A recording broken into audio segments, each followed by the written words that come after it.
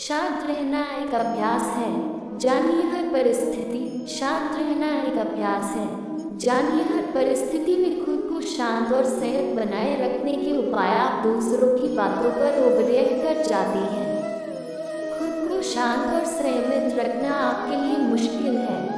यदि आपके साथ यह समस्या है तो खुद को शांत और संयत बनाने के आजमाएं 5 टिप्स। अमेरिकी इंस्पिरेशनल लेखक स्वैट मॉडर्न ने अपनी किताब पीस ऑफ माइंड में कहा है, ये कहना बहुत आसान है कि गुस्से को काबू करना सीखो। शांत बने रहो, दूसरों की बातों पर ध्यान न दो, अपना काम करते जाओ। इन सभी बातों को अपने जीवन में उतारना, इस लाइन को फॉलो करना बहुत मुश्किल है, क्योंकि किसी की बात पर जब हम अपमानित महसूस करते हैं या निराश हो जाते हैं तो बहुत ही गुस्सा आता है। फिर टूटे हुए बांध की तरह अंदर का गुस्सा एकाएक बाहर निकल जाता है। इसे ही ओवररिएक्ट करना कहा जाता है। हम में से ज़्यादातर लोग ये जानते ही नहीं है कि हमें किस तरह प्रतिक्रिया देनी है। गलत तरीके से प्रतिक्रिया। हम ये जान ही नहीं पाते हैं कि क्रोध के क्षणों में को कैसे शांत करें। हम में से अधिकांश जब नकारात्मक भावनाओं वाली प्रतिक्रिया का अनुभव करते हैं तो इस पर हमारी पहली प्रतिक्रिया अक्सर बेहद रिएक्टिव होती है।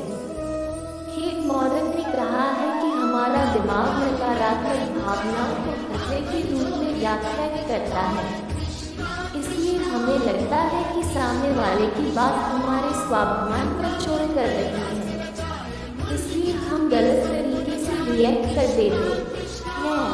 वास्तव में हमें सफलता तभी मिलती है जब हम ओवररिएक्ट करना छोड़ देते हैं, खुद को शांत कर सीख जाते हैं।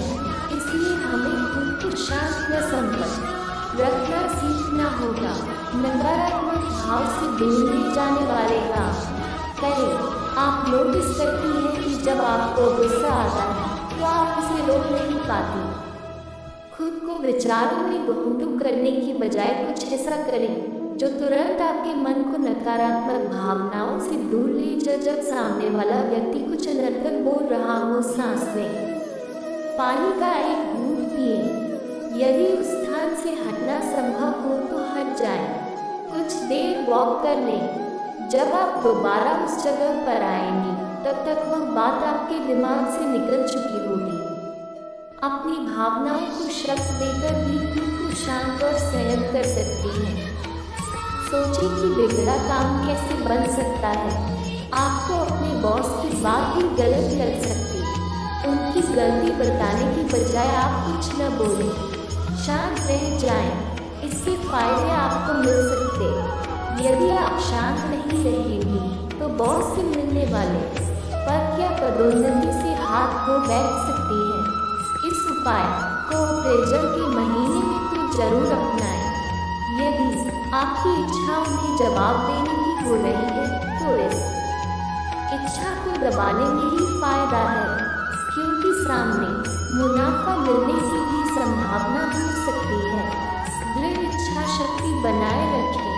जिस तरह आप अपने मित्रों, परिवार वालों के जन्मदिन, मैरिज एनिवर्सरी याद रखती हैं, उसी तरह ये बात भी याद रखें कि आपको खुद को शांत व संतुलित बनाए रखना है। किसी की बात का बेवजह जवाब देकर अपना आपा नहीं खोना है। दृढ़ता बना रखना चाहिए, इससे आपका मन शांत व संयमित रह सकता है।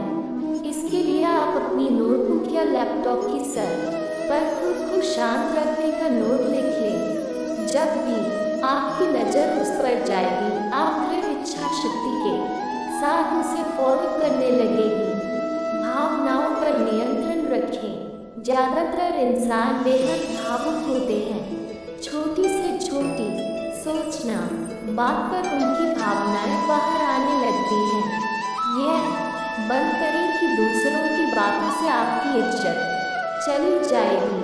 संभव है कि यदि आप किसी को जवाब नहीं देती हैं तो वह आपको कमज़ोर समझ सकता है, पर ऐसा नहीं है।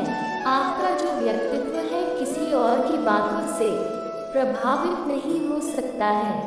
अपनी भावनाओं को शक्ति के रूप में इस्तेमाल करना बंद करें। इसलिए अपनी भावनाओं पर नियंत्रण रखें। ओवर रिएक्ट करने की बजाय हमेशा अपनी क्षमता और उसके प्रदर्शन पर ध्यान दें। अपनी रुचि के विषय और कस्टमाइज करें। 5 लगातार अभ्यास करें। जब आप पहली बार इन तरीकों का अभ्यास करना शुरू करेंगी तो ये कठिन लग सकता है।